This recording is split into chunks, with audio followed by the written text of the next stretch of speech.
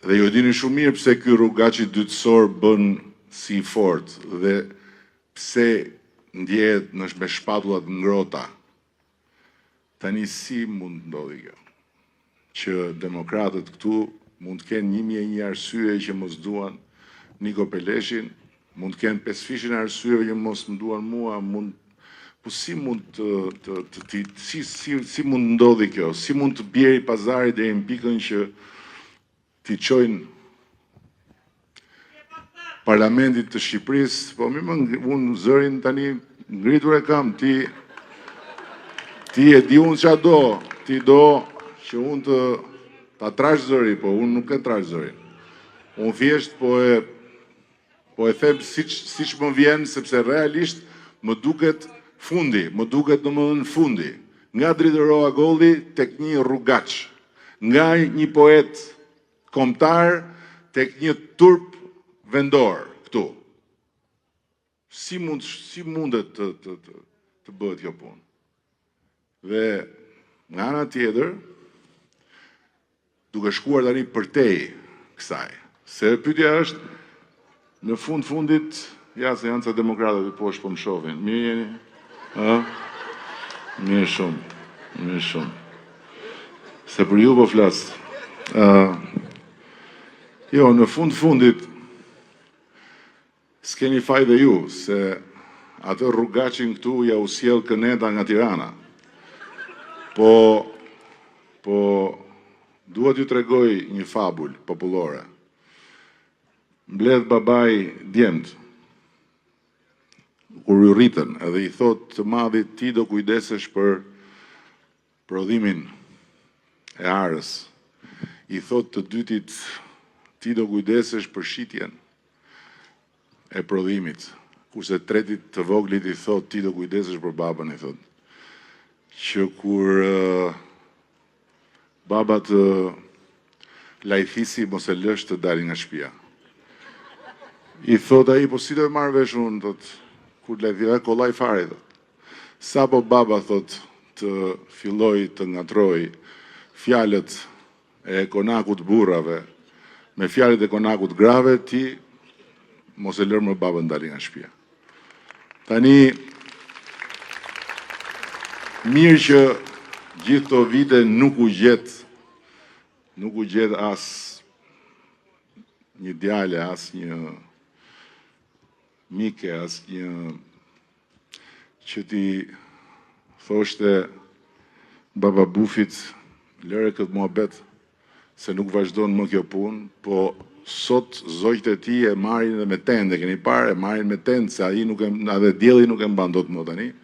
E sjellin vërdall nëpër Shqipëri një njeri të mbaruar, të pashpresë, të dëshpëruar, mosha e ka lajthitur komplet, dhe demokratët, zakonshëm njerëzit, ja ju që jeni aty e tjerët, duhet tani ta bëjnë rolin e atij djalit vogël. Mendoj unë, se hynë dhe në gjuna, e kupton, hyni dhe në gjuna, se mirë të tjerë, mirë tani votën në Kënet, se nuk është era parë që e bëni që e çoni votën Kënet ju. Po hyni dhe në gjuna, që mbani rrugëve një njeri që duhet shkojë në shtëpi. Kështu që shikojeni këtë punë dhe këtu në Devoll e keni të dyfisht problemin.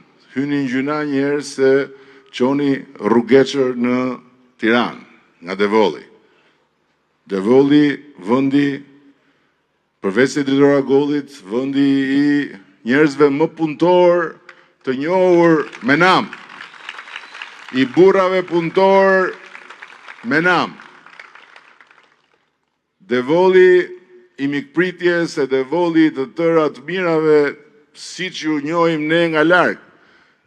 Po kur na çojnë rrugeçër atje, një çatë mund një gjysmak, një çyryk që nuk ka lënë rast pa e treguar dhe pa i rënë gjoksit dhe pa bërë gjeste dhe pa bërë shfaqje për të thënë unë jam çyryku, nuk e di. Shifni e bëni, ne duam që të jemi bashkë. Ne me ju, pa ju, ne do fitojmë. Puna është që bashkë me ju ne të bëjmë atë që na takon për Shqipërinë, kurse ju bëni një rrugë dy punë, edhe për Shqipërinë edhe shpëtoni nga këneta më buridhëc. Se do mbeteni tër jetën e jetës, do bëni dhe ju një ditë si baba bufit dhe s'do shifni pushtet me sy, më dëgjoni mua. Po vazhdoj tani me pjesën tjetër që për hir të vërtetës jam nisur nga ajo që tha Niko, por në kushte pak të veçanta, sepse u ndodha në një situatë befasie, u kapa gafil, se unë nuk shoh debate politike, nuk shoh emisione politike, nuk kam fare televizor në shtëpi që mund t'i shoh edhe sikur ndonjëherë të më shkoj mendja. E kam mbyllur këtë punë 2009 dhe pastaj që kur kemi hyrë në shtëpi nuk e kemi lënë politikën na vinë në shtëpi. Mirë po, nga ana tjetër sigurisht që marr informacion, sigurisht që ndonjëherë më çojnë. Këtë herë e hëngra se doja të shikoja pasqyrën e sondazhit të atij sondazhistit të Trumpit, që është një nga më të famshmit në Amerikë, dhe që i kanë dalë fjalët kundër rrymës, se 2 herë ai e ka parashikuar fitore, ndërkohë që shumica thoshte se Trumpi do humbi, dhe e ka kontraktuar një media këtu në Shqipëri, edhe doja ta shikoja, mbarova gjithë punët, edhe pastaj në ato orën kur hy për të parë çfarë ndodh nëpër botë, hyra në YouTube për të parë. Edhe çat them, ngela pa fjalë, nuk kuptoja a ndodhte vërtet ajo që shikoja dhe dëgjoja apo më dukej mua. Nga një anë ishte ai, zotëria nga Amerika, në lidhje direkte, që nxirrte pasqyrat, nga ana tjetër ishin ca nga këta zogjtë e kënetës mediatike që bënin komentet. Ai nxirrte pasqyrën, shumica e shqiptarëve mendojnë që vendi po shkon drejtim në dur. Këta në studio mbeteshin sikur ai u thoshte në një gjë të tmerrshme. Shikonin njëri tjetrin dhe thoshin si ka mundësi? Po si është e mundur më? Ç'a populli është ky po? Po ç'është ky popull? Po ky popull që nga i smur më? Po këtu ne pas kemi marrë futboll, ne pas kemi shpresë, thoshin këta. Thoshin këta që kur ju zgjoheni pa zbardhur, i lini fëmijët në gjumë dhe shkoni punoni tokën, këta gërhasin. Zgjohen në 9, shkojnë ulen në kafe me njëri tjetrin, çka kanë në i gjë, ndërkohë që janë ndarë në 3 mëngjesit, pasi janë bërë tap kur dalin nga ato emisionet, edhe ndajnë me njëri tjetrin thashe themet, shkojnë pastaj para kompjuterit i shkruajnë ato gjysmën vërtetat e tyre, pastaj mbasi i shkruajnë i përhapin, mbasi i përhapin ato kthehen në fakte dhe bëhen akuza, në mbasdite janë bërë faje dhe në darkë dalin prap këta na kërkojnë llogarinë. Edhe thoshin populli është i smur. Pastaj doli ajo pasqyra tjetër, shumica e shqiptarëve mendojnë që 2 vitet e ardhshme ekonomia do shkojë më mirë. Kjo është e tmerrshme, thoshte ai. Kjo është e tmerrshme, s'ka mundësi, po si do shkoj? Po këtu s'ka bukë, po këtu s'ka ujë, po këtu s'ka drita, po këtu s'ka asgjë. Po ç'a ekonomia do shkojë më mirë? Po si mendon ka gjysma? Më shumë se gjysma që do shkojë ekonomia më mirë. Po atëri, është çmendur sondazhi, na fali ky zotria. Ai nga Amerika, ai i bënin pyetje atij. Pyetjet, ai duke ditë çka menduar, është çmendur sondazhi, është çmendur populli, do nga të smur e bën të çmendur populli. Dhe këta janë ata që mërziten kur them unë që gjysma e burrave janë çyryk. Këta. Po ja pra këta, po ç'a janë këta? Ha më thoni mu ç'a janë? Se një njeri që nuk ka nevojë të thotë unë s'jam, apo jo. Pse preken këta? Dhe rrinë shpjegojnë që pse këta nejse. Edhe doli një tjetra, shumica e shqiptarëve mbështesin dhe do votojnë për Partinë Socialiste. Është që nga më e rëndë. Që nga më e rëndë. Këtu jemi përpara një populli të shitur dhe të blerë. E ka blerë Rama. Edhe fillon dhe muhabeti si e ka bler. Se janë 250.000 njerëz në administratë. Administrata është më pak se 90.000 dhe ka vite që është ashtu. Janë 200.000, ata kanë familjet e tyre, ju bëhet presion, ju jepen këto, ju thuhet kështu, edhe këta këtu dhe doli pastaj ajo tjetra, që ç'a mendoni ju kush do fitojë dhe aty jo vetëm ata që votojnë për ne, po dhe ata që nuk votojnë për ne një pjesë, që bëjë një shumicë, nuk e di 57-58%, thoshin do fitojë Partia Socialiste. Tha njëri, që nga dhe më e rëndë fare. Ne jetokemi, tha, në një autokraci të llojit të Putinit, po ne nuk e pas kemi kuptuar. Njerëzit tuta që nga të tërë të tmerruar, dhe prandaj, kur i pyesin thonë vetëm fjalë të mira nga Afrika, edhe do shkojnë të votojnë nga Afrika, këtu pas ka marrë fund demokracia, më besoni që nuk po egzageroj asgjë. Një tmerr. Tani, ajo që më mbeti është, po mirë, pse në të vërtet voton shumica? Pse në të vërtet shumica mendon që Shqipëria po shkon në drejtimin e duhur? Pse në të vërtet shumica mendojnë që ekonomia do bëhet më mirë? Se opsionin që shumica është çmendur, që është e smur, që është e trembur etj dhe që për gjitha këto arsye i thot këto, unë nuk e konsideroj fare natyrisht. Ndërkohë që ata nuk konsideronin opsionin se njeriu normal thot po mirë më mbase populli di ka diçka më shumë dhe mbase nuk jam unë mirë apo jo. E bën njeriu këtë pyetje. Ore mbase ka diçka që nuk shkon mes nesh. Sepse shumica jeton në Shqipërinë reale. Sepse kur shumica dëgjon që Shqipëri s'ka ujë, s'ka se si ta besoj, përkundras i ndjen neveri për ata që e thonë, sepse e kanë ujin. Kur shumica dëgjon që në Shqipëri janë ulur pagat, ndjen neveri për ata sepse ka pagën e vet, secili që janë rritur pagat, e kështu me radhë. Megjithatë, mendova që një kujtesë dhe njëkohësisht një ide e përmbledhur për ku jemi dhe pse nga këtu ku jemi mund të shkojmë shumë përpara, ja vlente dhe kam sjellë të prezantim që fillon me një fakt shumë domethënës. Vlera që krijon Shqipëria. Prodhimi i brendshëm bruto. Sa vlen Shqipëria nga një pamja financiare.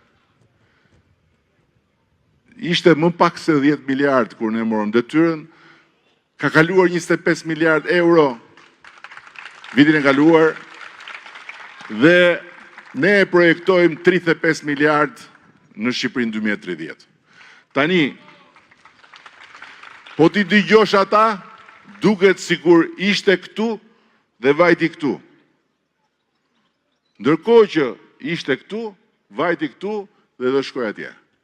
Dhe 35 miliard euro nuk janë si këto që vinë ju thonë këta tjerët juve, do bëjmë këtë, do bëjmë atë, që janë dëshira dhe janë përpjekje për të mikluar njerëz që të votojnë se do t'i bëjnë këta, do t'i bëj Baba Bufi. Po, do t'i bëj Baba Bufi, që tha, shiko që a i bën Gramshit ta tha, e shpopulluan tha, nga 50.000 e bën 60.000. E reja, qatë tu, është dhe të vjen dhe se këlldi, do mënë. Po. Gjdo pension nën 200 euro, në dhe kemi 200 euro. Ndërkohë që këto janë projekcione të Ministrisë Financave, të ekspertëve tanë, edhe në bashkëpunim me ekspertët nga më të mirë ndërkombëtar me të cilët ne punojmë. Këshilltari im i ekonomisë prej disa kohësh është krye ekonomisti Angela Merkelit për 10 vjet. Për t'ju dhënë njërin, se kemi dhe të tjerë. Vazhdojmë, këtu jemi tek rritja e prodhimit të brendshëm, ajo që ju tregova më parë, në raport me rajonin, se ne nuk jemi në garë me Gjermaninë. Ju e dini, kur jo ky rrugaçi dytësor, kur ai rrugaçi kryesor, ai kryesori këtu, bashkë me Baba Bufin në Tiranë, ishin në garë me Gjermaninë, mbani mend ju? Me Gjermaninë. Ky këtej duke rrahur njerëz, ai andej duke gënjur gjithë dynjan, e thoshin jemi dytët mas Gjermanisë.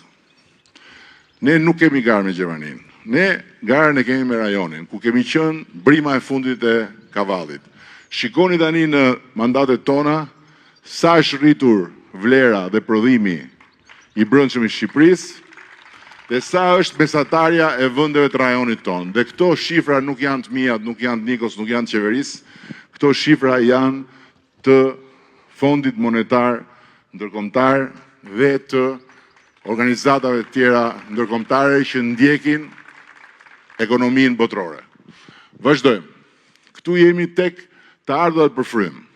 Të ardhurat për frym, kur ne morëm detyrën ishin 3.300 euro, 10.300 janë në fund të 2024-ës dhe 15.000 euro do t'jenë të ardhur për frym në Shqipërinë 2030.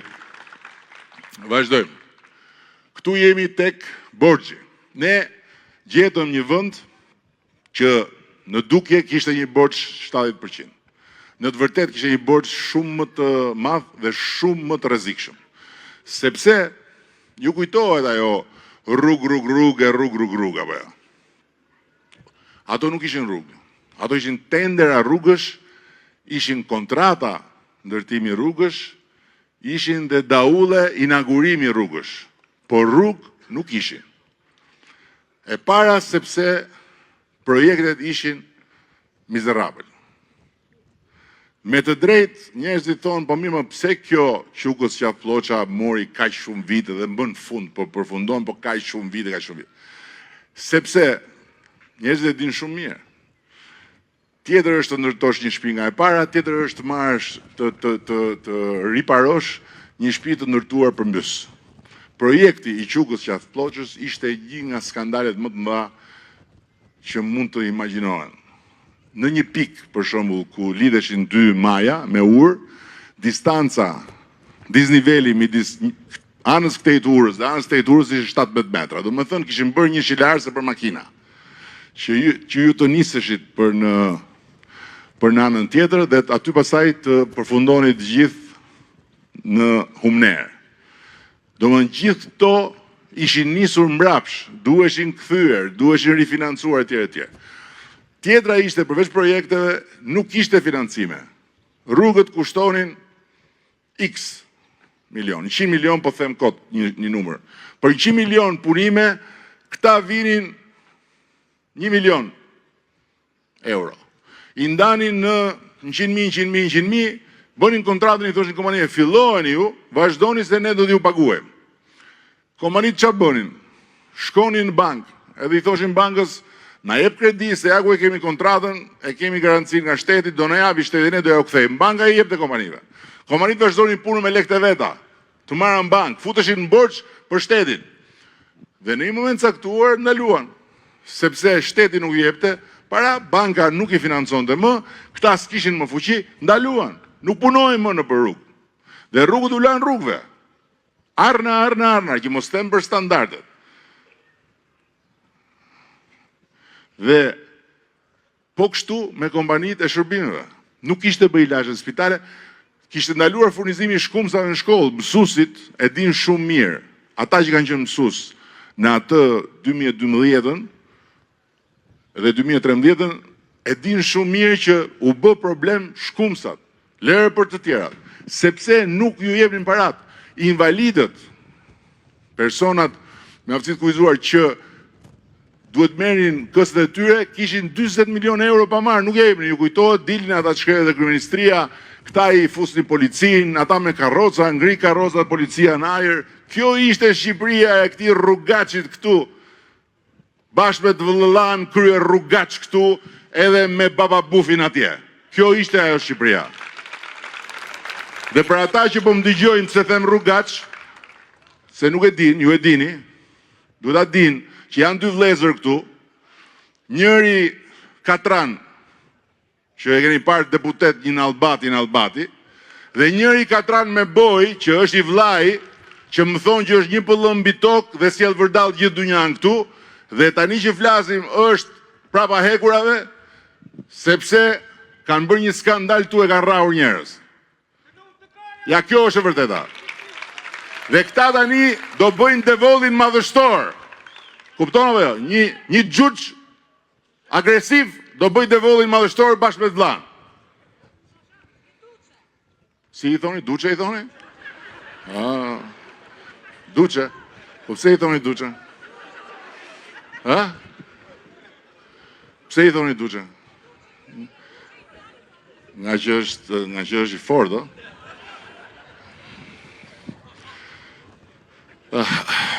Nesë. Pra, 700 milion euro ishin kështu. Dhe Shqipëria ka qenë në një moment që e kanë shpëtuar të gjitha ata që votuan për ta nxjerrë me shqelma Baba Bufin bashkë me zogjtë e tij nga zyrat, sepse shikoni këtu se çfarë situate ishte. Vjen mbas kësaj. Ajo marrëdhënia me bankat kishte çuar kreditë këqija këtu. Do të thotë që çereku i kredive nëpër banka ishin të këqija, nuk mund të ktheheshin. Dhe kur kreditë këqija prekin tavanin e 25%, normalisht në një shtet normal me njerëz normal, jo me Duçen, me njerëz normal, po, jo me Duçen edhe me Bufin, se që ka e burg jo, Bufi Duçja, Duçja Bufi. Shpërthen alarmi kuq, sepse rrezikohen bankat. Ne i shlyem gjitha borxhet, sot i kemi futur në rrugë, më në fund rrugët me standarde me tëra, së shpejti do të keni dhe Qukës qafloqën, ndërkohë që shikoni ku i kemi ulur kredit në 4% që është një nivel normal në të gjithë vendet normale. Vazhdojmë. Këtu jemi tek përqindja e popullsisë në rrezik për varfëri. Se këtu po të hysh në darkë, se unë ato debatet mediatike i quaj berberhane mediatike, që ruajnë e qethin të vërtetën, e ruajnë e qethin dynjan, por ruajnë e qethin edhe pensionistët, se e dini si është puna, ata që i shikoni atje që bëjnë morale dhe që bëjnë politike dhe që na tregojnë analizat e ditës, e dini ju që ata shumicën dërmuese të parave për të ndënjur atje çdo natë e marrin në dorë. Ata që qajnë në hallën e pensionistëve, ata që thonë nuk rriten pensionet se ka korrupsion, ata s'paguajnë sigurinë shoqërore për ato që marrin. Jetojnë me para të zeza. Ata. Një pjesë dërmuese, mos i fus gjithë në i thes, pjesë dërmuese. Dhe sa më shumë shajnë, kjeni parasysh, aq më shumë para të zez marrin për të sharë atje dhe nuk i deklarojnë. Edhe na tregojnë ne, varfrin, që ka pllakosur Shqipërinë. Ata. Që si kanë thënë njerë punës mirëmëngjes. Edhe vinë vërdall me makinat shtrenjta e kanë vila në për bregdete e tjere dhe na tregojnë ne. Ndërkohë që këtu kemi rrezikun e rënies në varfëri të matur nga Eurostati, jo nga ne. Eurostati është institucioni i statistikave europiane dhe ja ku është sot përqindja e rrezikut dhe ja ku është mesatarja e vendeve të BE-s. Pra jemi në të njëjtën mesatare. Këto janë fakte. Vazhdojmë. Këtu jemi tek një tjetër e dhënë e rëndësishme. Pabarazia në të ardhur, ajo shpërndarja që kemi bërë ne. Dhe do të tregoj më pas si kemi shpërndarë ne pasurinë e krijuar në këtë vend, ku juve ju thuhet për ditë janë 5 veta, 5 oligarkë që i marrin gjitha. Të tjerët s'kan as bukë, s'kan as ujë, s'kan as dritë, janë 5. Edhe i përsëriten, ndërkohë që unë ju them, në Shqipëri nuk ka oligark, ka një grup të pasurish, dhe do të tregoj se çka kemi bërë ne me ta, por nuk ka oligark. Oligarku dhe oligarkët janë një grup që imponojnë qeverisë, i japin urdhra qeverisë dhe i bëjnë ligjet ata dhe qeveria është thjesht një kukull.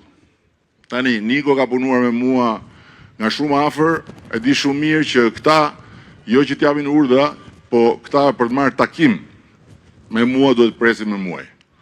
Kështu që nuk ekziston kjo. Por, ajo që dhe ata janë punëdhënësit më të mëdhenj dhe taksapaguesit më të mëdhenj. Por ajo që është e rëndësishme është që pavarësia në të ardhura në Shqipëri ka rënë në këtë nivel dhe shikoni mesatarët e VDTB-s dhe këtu prapë është Eurostati, nuk jemi ne. Nuk e kemi matur ne këtu. Prandaj po i tregoj se po ti kishit nxjerrë shifrat tona, të gjithë do thoshin ja kështu i sajojnë këta, kështu mashtrojnë këta, fasadat e këtyre, propaganda e këtyre. Ja ku janë faktet. Vazhdojmë. Këtu jemi tek tregu i punës. Shikoni niveli i papunësisë kur ne morëm detyrën, shikoni niveli i papunësisë sot është më i ulti historik nën 10%. Tani, shumë njerëz thonë, po nga që ka rënë numri i popullsisë, ka rënë dhe niveli i papunësisë. Jo, nuk është përqindje mbi popullsinë kjo. Kjo nuk është 8.8% e gjithë popullsisë. Këtu nuk llogariten pensionistë, nuk llogariten kalamajt. Kjo është përqindje mbi forcat e punës. Dhe s'ka rëndësi sa i madh apo sa i vogël është vendi, përqindja del mbi sa forca pune ka vendi në dispozicion dhe sa prej tyre janë punë dhe sa prej tyre janë pa punë. Vazhdojmë. Këtu jemi tek të punësuarit. Këtë e kam shumë qef se kjo është ajo 300.000 vende pune që këta e përsërisin. Ku i ke 300.000 vende pune? Ku i ke? Kwa? Tani, kjo shifër, këtu janë 1.023.000 emra dhe mbiemra njerëzish shqiptarësh të punësuar në regjistrin e shtetit dhe me sigurime me të gjitha detyrimet. Në vitin 2013, 1.023.000. Këta janë të punësuarit e vitit 2024. 1.327.000. Këta janë të gjithë 1.327.000 emra dhe mbiemra. Tani midis këtyre dyave, se këtu është hapi problemi madh me aritmetikën, se ç'të presët nga Duçja me Bufin. Këta luftojnë dhe me aritmetikën. Apo ja? Ç'a të presësh nga Duçja dhe nga Bufi? Luft me aritmetikën. Ne u tmerruam kur dëgjuam 77-42. Tani është bërë 77-6 milion. Edhe Prica Bishta ka mbrapa. Ndërkohë që këtu janë 300.000 e pak. Ja ku i kanë. Vazhdojmë. Këtu jemi tek përqindja, kjo është e rëndësishme. Përqindja të punësuarve me pak nën 40.000 lek. Kemi vënë 40.000 lek që më s'pojnë atë lojën, jo po euro, jo. Ja ku ja, 40.000 lek. Shikoni sa shqiptarë jetonin me nën 40.000 lek, se se ari do të asun, jo më Duçja. Shikoni sa shqiptarë. 60%. Nën 40.000 lek. Këta që do të bëjnë devollin madhështor. Sot, shikoni ku ka rënë shifra dhe këto janë kryesisht kontrata të pjesshme. Vazhdojmë. Këtu vim të pagat. Kjo është paga minimale. Shisa është kjo? Sa Duçja? Ja, një pëllëm pagë. Një pëllëm pagë, po për këtë një pëllëm pagë bëhet zhurmë e madhe, e kuptoni? Si Duçja. Kjo është paga minimale sot. Kjo është paga minimale në janar të 2026. Dhe paga minimale në Shqipërinë 2030 do t'jetë të paktën 650 euro. Të paktën. Vazhdojmë. Këtu jemi tek rritja e përgjithshme e pagave dhe kemi pagën mesatare, që është paga në shtet dhe në privat. Dhe tek ajo 1.327.000 punësuar, se këta thoni punësojnë në administratë. Ju përsëris, administrata ka më pak se 90.000. 90. Administrata shtetërore. Plus, janë 30.000 ka administrata vendore, dhe të dyja bashkë janë 120.000. Të punësuarit në Shqipëri janë si që patë, 1.327.000. Kjo është paga mesatare, kjo është mesatarja midis Duçës dhe Vllajt. Sektori publik, sektori privat. Ai në parlament edhe ky rrugëve. Kjo është paga. Ka që gjatë. Shikoni tani pagën mesatare sot. 848 euro. Dhe në Shqipërinë 2030 vazhdojmë paga mesatare në sektorin publik, që sot është 1.000 euro, do të bëhet 1.200 euro, ndërsa paga mesatare e përgjithshme që sot është 848 do të shkojë të paktën 1.000 euro. Vazhdojmë. Ky është pensioni mesatar me vite të plota pune, se e kemi bërë të qartë se na e kontestuan këta të aritmetikës alternative. Tani, ne sot në Shqipëri kemi dy blogje pensioni. Blogjet e pensionistë në Shqipëri janë tamam si këto dy grupe. Nga janë kemi grupin deri në 2013 që kanë dalë në pension, nga tjetër kemi grupin mbas 2014-s. Dhe vija që ndarse është reforma jonë e 2014-s. Tani nga ky grupi mbas 2014-s, jo vetëm që pensionet janë më të larta, por gjenden shumë pensionistë që për të njëjtat vite pune në të njëjtin profil, për shembull, një mësues që ka punuar 40 vjet në këtë grupin këtej, e ka pensionin më të lartë se sa një mësues që ka punuar 40 vjet në këtë grupin këtej. Ky grupi këtej, bloku i parë, u përçmua dhe u trajtua si një popull që ishte thjesht për të shoqëruar deri kur të vdiste, sepse nuk kishte më asnjë lloj interesi përveç se një asistence, dhe u vu dhe një tavan 24.000 lekë të reja, edhe të kishe bërë ti anijen kozmike, 24.000 lekë të reja kishe pensionin. Nuk u bazua pensioni tek kontributi, u bazua tek asistenca. Nuk ishte sistem pensionesh. Pra ai sistem s'ishte sistem pensionesh. Domthon këta nuk i bën sistem pensionesh Shqipërisë për 20 e kusur vite, ku është dhe një përgjegjësi e Partisë Socialiste të mëparshme, duhet ta themi, dhe kërkojnë llogari nga ne. Ndërkohë që ne gjë e parë që bëm sistemin e pensioneve dhe vum rregullin që sipas kontributeve të del pensioni. Dhe faktikisht sot, kush del në pension sot, kjo është mesatarja e pensioneve sot për e bazuar në sigurimet, që quhet pensioni mesatar me vitet plota pune. Kjo është. Tani vim tek, dhe ndërkohë kemi një situatë me pensionet minimale që është një situatë shumë e vështirë. Jemi shumë të vetëdijshëm për këtë. Por nga ana tjetër, ne nuk kemi dashur dhe nuk kemi për ta bërë përmbysjen e kësaj që kemi ndërtuar, sepse i bie të hapim prap një grop. Kështu që ne duhet vazhdojmë të konsolidojmë sistemin e pensioneve, të rrisim të ardhurat nga sigurimet dhe të rrisim pensionet, gjë që do të ndodhi automatikisht. Dhe po ndodh. Dhe prandaj ky pensioni mesatar sot në Shqipërinë 2030 do të jetë 400 euro. Dhe ajo 400 euro ka pensione dhe 500 dhe 600, ka pensione dhe 300 dhe 250. Ndërkohë që për të ndihmuar ata që janë nën 200 euro, që i përkasin bllokut të parë dhe i përkasin sidomos pensioneve të fshatit, që janë pensione asistence se s'kan paguar kurrë sigurinë shoqërore, ne kemi vendosur bonuset dhe keni parë që bonusi atyre që janë nën 200 është më i lartë. I atyre që janë mbi 200 është më i ulët. Do vazhdojmë me bonuset. Për herë të parë kemi vënë 2 bonuse sepse ekonomia po shkon më mirë, por ndërkohë nuk mund ta lëmë më situatën duke thënë që kjo është.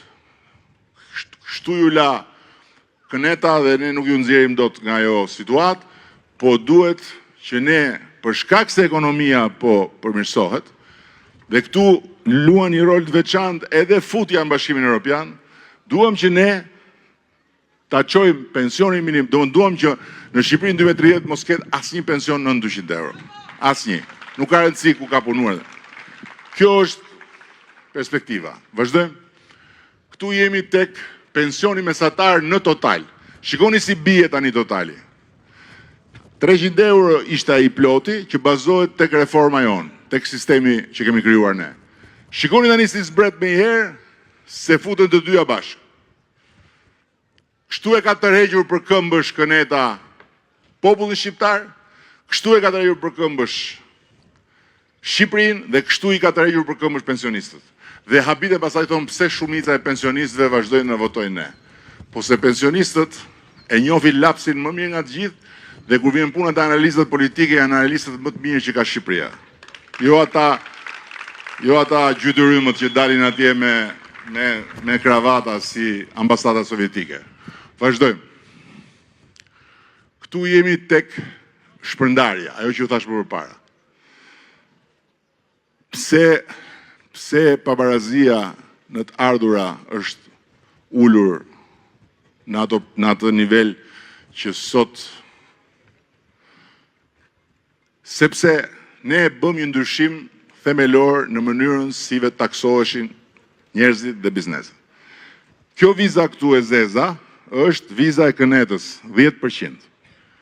10% ishte taksa për të gjithë, komplet. Do më thënë këtu në fillim pastrusja në kryeministri, pastaj rojet, pastaj punojësit, pastaj shefat e sektorëve, pastaj drejtorët e departamenteve, pastaj ministrat, pastaj kryeministri, të tërë e kishin taksën mbi pagën 10%. Sanitarja merrte një pagë minimale, duhet pagunte edhe 10%. Po 10% nga një pagë minimale është shumë më tepër se 10% nga një pagë maksimale, apo jo? S'don të dinte këneta, 10% të tërë.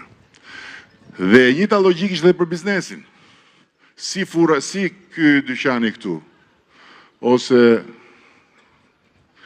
ky lokali këtu, ja ku është, mish zgare i pjekur. Si hotel 15 kaçi, 10% e kishin taksën. Edhe këta këtu që bëjnë një fitim për të mbajtur familjen, edhe ata të 15 kaçi që fitojnë si një kompani e madhe, 10%, të dyja. Çfarë bëm ne? Ne tham jo, kush fiton më shumë do t'i paguajë më shumë shoqërisë dhe shtetit, kush fiton më pak do paguajë më pak. Dhe e filluam dhe shikoni ç'a ndodh me ne. Do me thënë, fillon nga këtu tek paga 500 euro, që s'ka fare taks, dhe fillon pak nga pak, dhe 57% e të punësuarve nuk paguajnë asnjë taksë mbi pagën, 93% e të gjithë punësuarë shtet privat paguajnë më pak se ky 10% që i rinte të tërëve në qafë si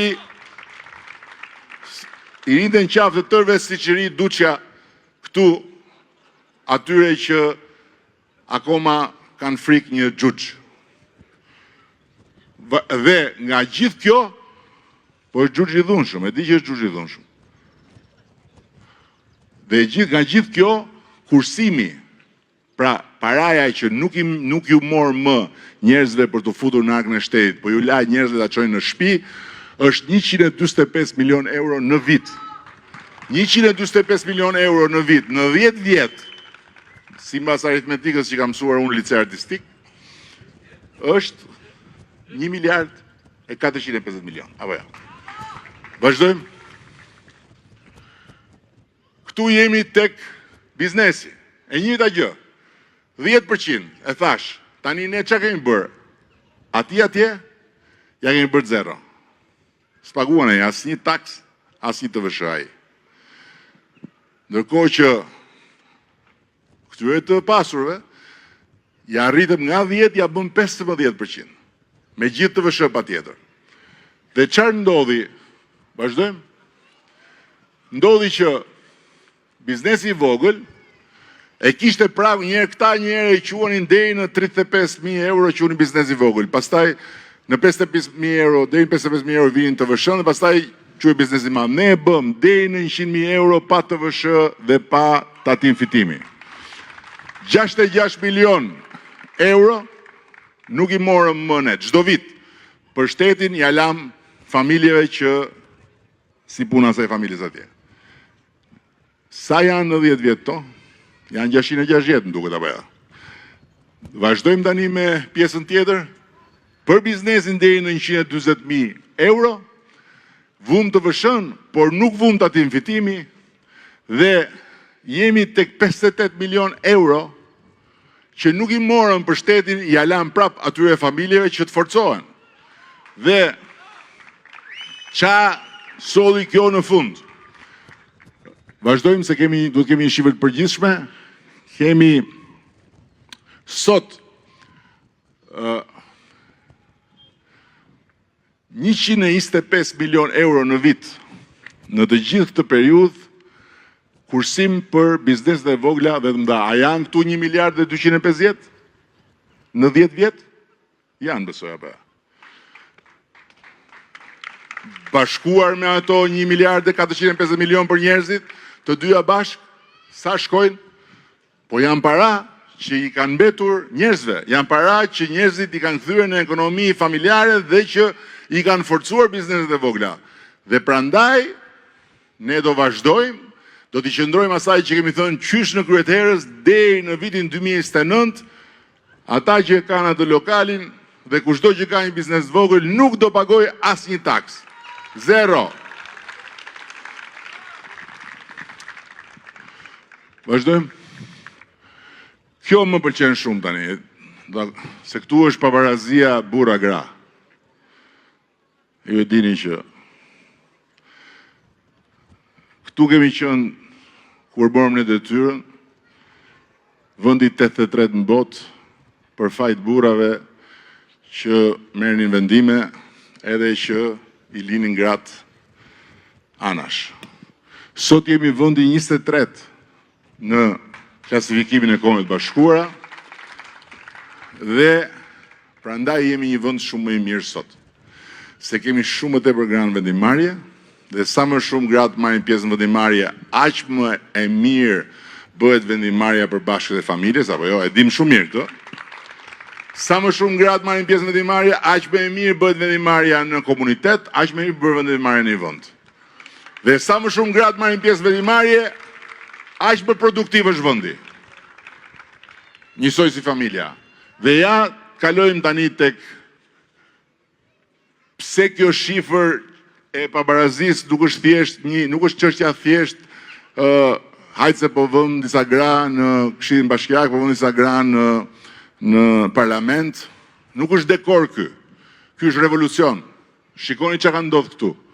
Papunësia e grave ka rënë dhe ajo nën 10%, po ka një tjetër të dhënë, vazhdojmë, ka një tjetër të dhënë që flet sa gra marrin pjesë në forcat e punës. Nga të gjitha gratë, sa përqind e tyre punojnë. Ishte gjysmë për gjysmë, sot janë 70%.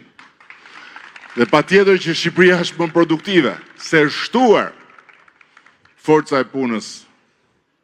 Vazhdojmë.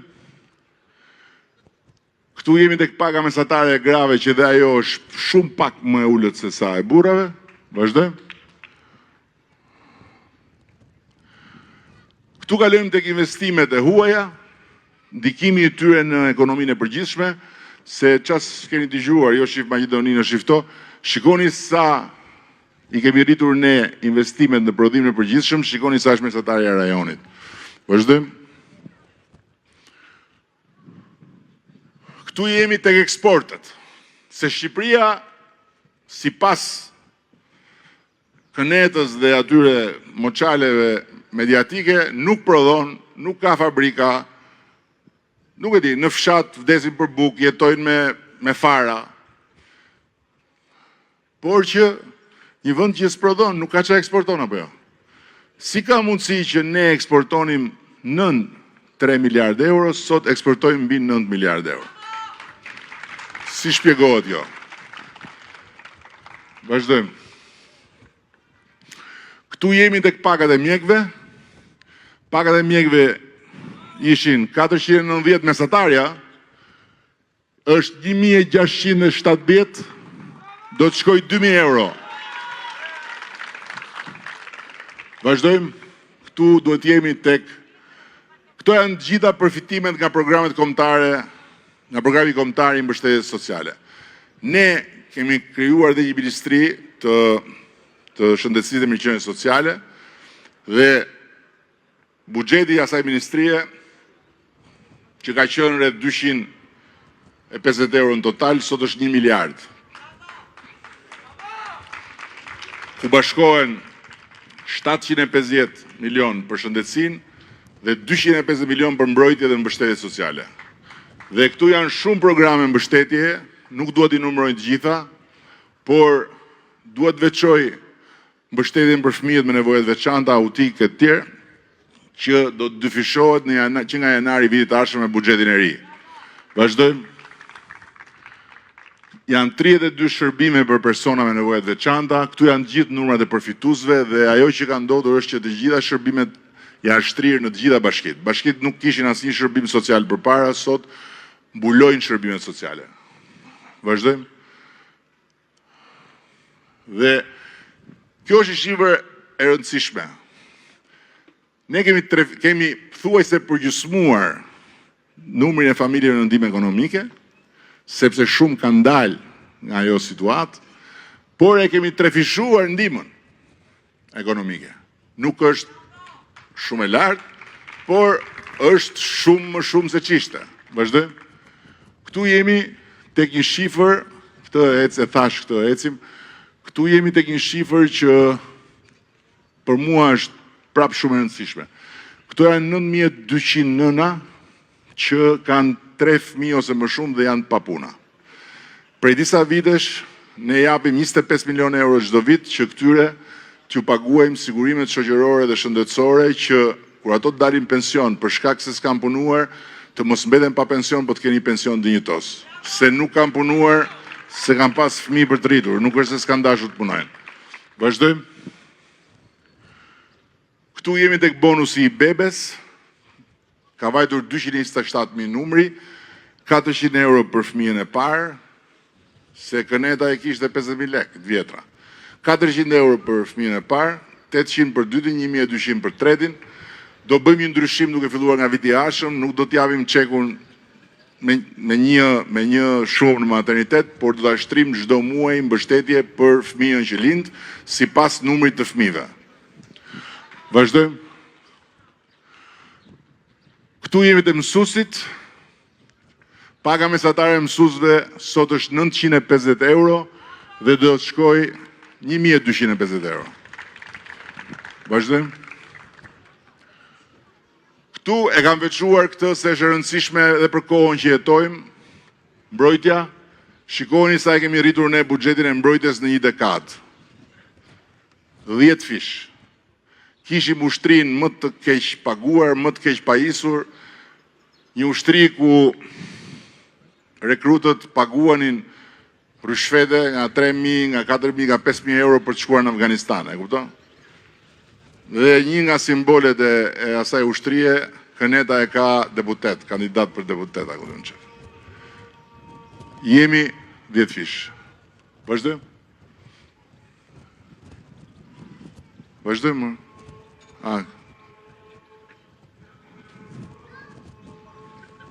Okej, duhet ta respektojmë, bra.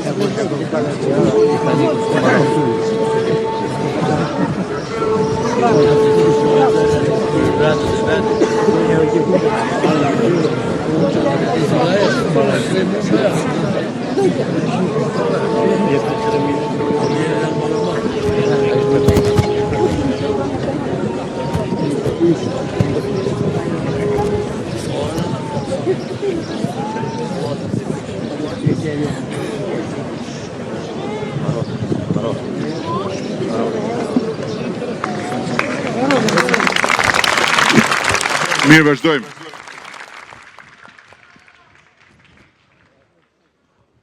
Këtu jemi tek paga mesatare për ushtarakët, shikoni sa ka vajtur, 1.550 euro. Kjo ka bërë që të ketë shumë më tepër interes për Akademinë Ushtarake, sepse kemi të domosdoshme që të rrisim numrin dhe cilësinë dhe qëllimi ynë është që në Shqipërinë 2030 të shkojmë në pagën mesatare të NATO-s për ushtarakët uniform. Është ambicie shumë e madhe, por sot ama nga ushtrinë më të keq paguar të rajonit kemi ushtrinë më të mirë paguar të rajonit, përfshirë dhe Serbinë që ka ushtrinë më të madhe dhe më të fortë të rajon. Vazhdojmë. Këtu tani kam sjell një pasqyrë që çka kemi bërë në qarkun e Korçës, sepse është e pamundur që dikush që jeton në Devoll të mësoj se çfarë ndodh në anën tjetër, apo sepse këtu ku ti mësosh, ku ti shikosh gjërat. Ne përpiqemi me rrjetet tona sociale, po njerëzit janë në punë e tyre, kur shkojnë hapin portalet nuk kanë lidhje me asgjë ato që pat deri tani. Futen për kanalet merren me historira, kronikash dhe nuk merren me ç'a ndodh. Pastaj vijnë ato emisionet e berberhaneve, kështu që është e pamundur. Në ndërkohë që një pasqyrë e përgjithshme e gjithë investimeve dhe transformimit që është bërë në çdo qark është e rëndësishme për t'u ndarë me ju, për të kuptuar se sa shumë është bërë, jo për të thënë që shiko se kemi bërë një mrekulli, por sa shumë është bërë dhe sa bazë të mira kemi krijuar për të shkuar më tej. Këtu kemi infrastrukturën rrugore në qarkun e Korçës. Kjo infrastrukturës rrugore për mua është shumë e rëndësishme, sepse po të dëgjosh dhe të lexosh ç'thot thot Shqipëria e Kënetës, në Shqipëri s'ka rrugë, janë vetëm këto rrugët kryesore, pastaj fshatrat janë komplet në ajër, nuk kanë rrugë. Ndërkohë që ka akoma probleme, por të tërë këta damar jeshil apo të verdh, që janë me jeshil rrugët e asfaltuara dhe me të verdh rrugët e bardha, që janë rrugë që përdoren dhe në Europë për zonat e thella rurale, janë 325 kilometra të investuara nga ne dhe duke mbështetur bashkit dhe 163 projekte, 324 milion euro kemi investuar për qarkun e Korçës. Për gjithë që ka rrugë të brendshme, qytet apo fshat. Vazhdojmë. Këtu jemi tek rigjenerimi urban që e quajmë, këtu tani kjo pasqyrë është problemi më i madh i Niko Peleshit, se kur e shohin të tjerët në qarqet e tjera, Niko nuk arrin dot që ta zbus atë xhelozin dhe inatin që kanë me Nikon, sot i mori të tëra në Korçë. Se në fakt është një numër shumë i madh projektesh të rigjenerimit urban, ku hyn edhe kjo këtu që kemi bërë, 34.6 milion euro. Këtu jemi tek investimet për turizëm dhe për mjedis. 40 milion euro ka investuar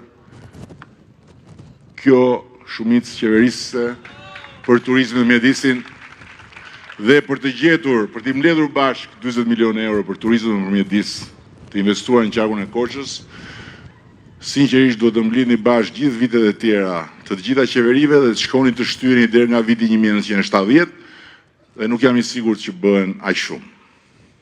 Vazhdojmë. Këtu jemi tek ujësjellës kanalizimet, një tjetër mit që s'ka ujë.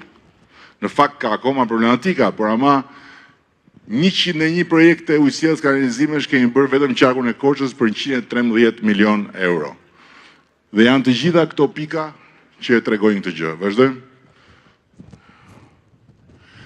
Kjo është infrastruktura energjetike për përmirësimin e shpërndarjes dhe rritjen e cilësisë së transmetimit. Këtu jemi në 31 milion euro për 65 projekte. Vazhdojmë. Kjo është mbështetja në bujqësi, 55 milion euro i takon, se është një nga qarqet avangard në bujqësi, po janë 118 projekte që janë mbështetur këtu nga qeveria. Vazhdojmë. Këto janë shkolla, kopshte, terena sportive, 114 projekte, 36 milion euro. Vazhdojmë. Këtu jemi tek kultura,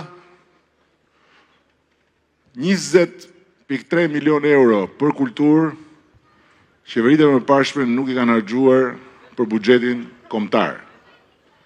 Ne ja kemi dhënë vetëm Korçës, qarkut. Vazhdojmë.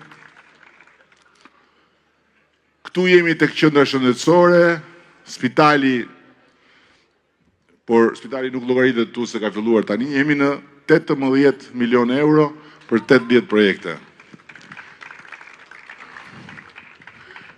Dhe kemi këtu kontributin e përgjithshëm të qeverisë për qarkun e Korçës. 673 milion euro. Dhe këtu nuk hyn rrugët kombëtare, që t'jemi shumë të qartë. Tani, miqtë e mi, se sot është edhe 5 maj, edhe dua që të kujtojmë me respekt dhe me përulje të gjitha ata që dhanë jetën për liri, që dhanë jetën për këtë flamur, dhe pikërisht në këtë 5 maj, përpara këtyre flamujve duhet i them të gjithë devollive që kanë një zgjedhje për mua shumë të qartë. Kanë një zgjedhje për mua shumë të qartë. Hajde këtu, hajde. Hajde këtu di Kaçurelc, hajde këtu, hajde. Hajde këtu më këtu, Timoti, hajde, hajde, hajde, hajde këtu. Hajde këtu. Se i paske pantallonat si të mijat, hajde. Hajde këtu. Mirë, rinë qik me mua të të gjosh se po mbaje me mua betat të tjera dhe si... Asa ta së dëgjoni, asë të dëgjoni. Bravo, këte u këte. Nuk ka nevojë të... I qaj, ja the këto mi fjallë që çdo gjë në rregull, po unë s'jam duqe, o burë. Unë s'jam duqe dhe të marrë me shelma dhe të hedhë në një arë. Unë jam i paqësor. Tani, zgjedhja është shumë e qartë. Zgjedhja është midis një grupi rrugaqësh, jo, midis një grupi rrugaqësh, ku krye rrugaqi sot është në burg për rrahje, ndërkohë që krye rrahësi nuk është në burg se është deputet, dhe midis të gjithë këtyre deputetëve dhe deputetëve që ne i ofrojmë edhe Devollit dhe Korçës dhe të gjitha. Midis një kënete që është një turp kombëtar dhe Shqipërisë në Bashkimin Evropian. Zgjedhja është midis një politikani të mbaruar, të pashpresë dhe shpresës së madhe të Shqipërisë më në fund, përfundimisht europiane, e lirë dhe e barabartë në gjithë popujve të Europës. Dhe zgjedhja është midis Kënetës bashkë me Bufin për të kthyer edhe një herë atje ku të çon Bufi në grop dhe kësaj pasaportës për këtë gjenerat këtu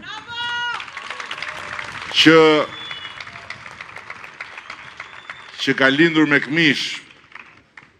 me këmish, se është gjenerata e parë edhe me celular edhe me pasaportë europiane.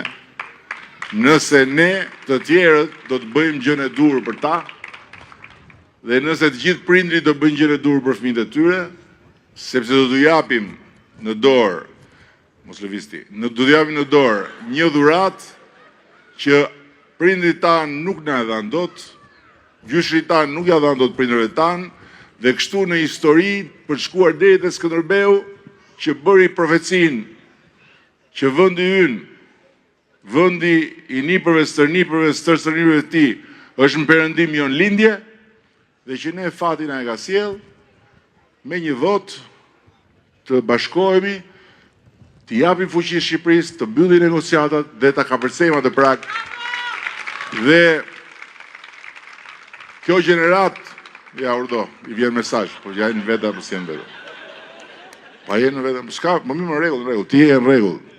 Ti mos dëgjo, ti lexo mesazhet, për ty punon babai, për ty punon mamaja. Gjelin ta japin ty që të mi bësh të flokët si kaçube, të veshin, të mbajnë mirë, ti me duar në xhepa, ata punojnë, do të vi dhe pasaporta ty voton ti më? Ti s'voton, në ky as nuk voton, do të vi dhe pasaporta me votën e tjerëve, e do na bëhesh ti europiani i shekullit të ri.